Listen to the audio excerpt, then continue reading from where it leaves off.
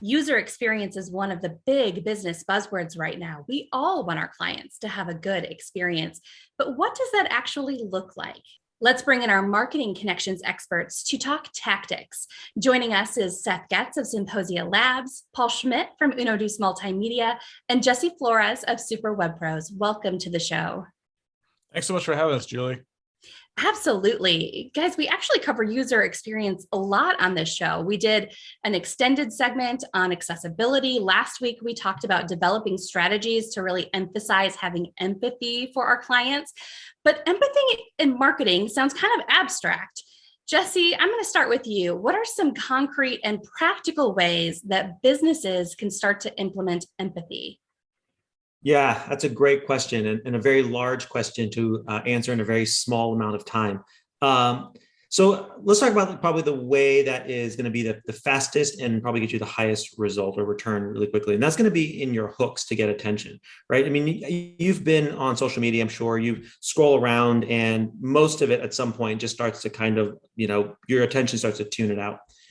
But what your attention doesn't tune out are things that speak to you. And how do you speak? How does something speak to you? Usually it tries to meet you where you're at and take you to a place you'd like to be. And so in last week, I talked about empathy and shifting the perspective from, what I do to who I serve. And this is a really great way to also think about your messaging, to think about your messaging hooks, not as what I do, but as in, I solve this problem, or how can this problem be solved, or this problem solved in this amount of time. And that is a very, very simple way that you can start to flip that script and demonstrate empathy while at the same time starting to get some attention. But there's a whole lot of other things too that reflect your empathy. Seth talked last week about the overall user experience from the time somebody shows up on your website to the time that they check out. That's all part of user experience. But I would take it even one step further, and it's even how do they do business with you? What is the enrollment process like? What is the onboarding process like? Back to the online, I would look at things like your ADA compliance. That's all about user experience. Is your website accessible to anybody, sighted or not? I would look at things like your website sitemap. Does that reflect information that your users or your customers would find valuable? And by the way, pro tip, the more information you have on your blog, whenever you get asked that question a million times, you just send the link and it answers that question for you much more productively than having to have the same conversation over and over and over and over and over again. And that also brings me to the last part, which is your content marketing plan is fundamentally about user experience and about empathy, because ultimately you create content for your customers, for your users, for your prospects, and it makes it much, much easier to do business with you. So tip of the iceberg, those are a couple of my favorite tips.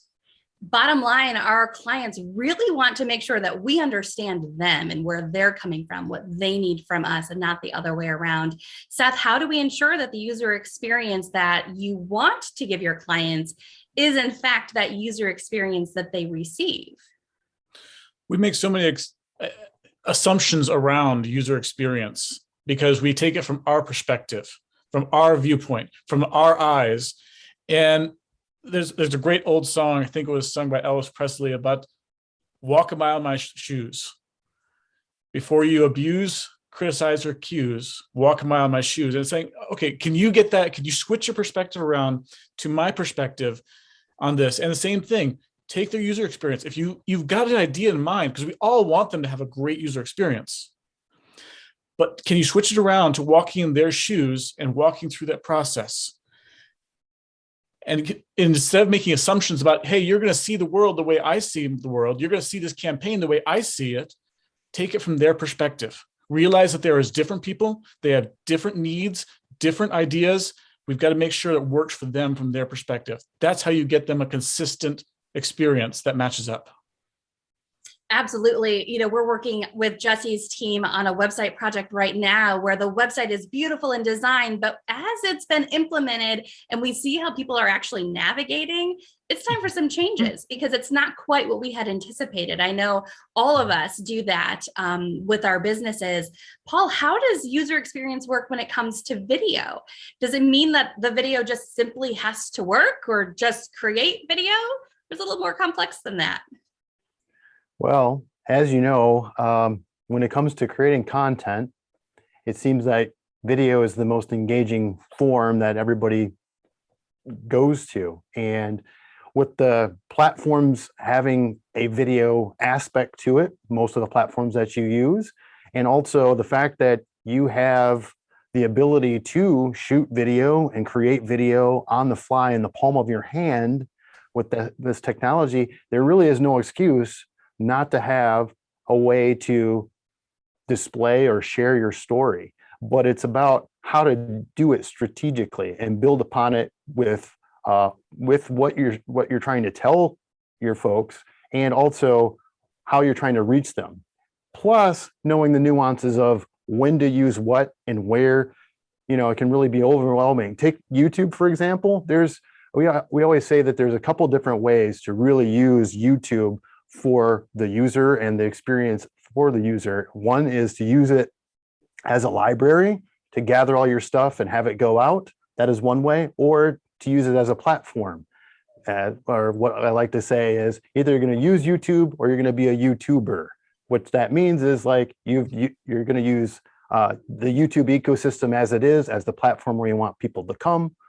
And that, therefore, you're using all the tools available. But that's all about how you want to reach the user, where you want them to go, how you want to display that, and also being strategic with these tools and platforms to be able to share that story appropriately, creatively, but having it as part of the whole ecosystem within your business, your organization, how you want to use that and how you want to get people to engage with that.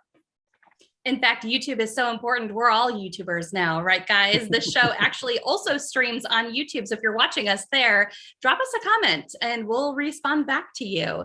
This is a great place to pause the conversation, but we have more to unravel here. Next week, we're going to dive deeper into the user experience, talking about how to craft that storyline, how to actually write the content and create the visuals for this message that's all a part of the user experience. In the meantime, to hear more from our marketing experts, head to our website, expertconnections.tv. Just click Marketing Connections.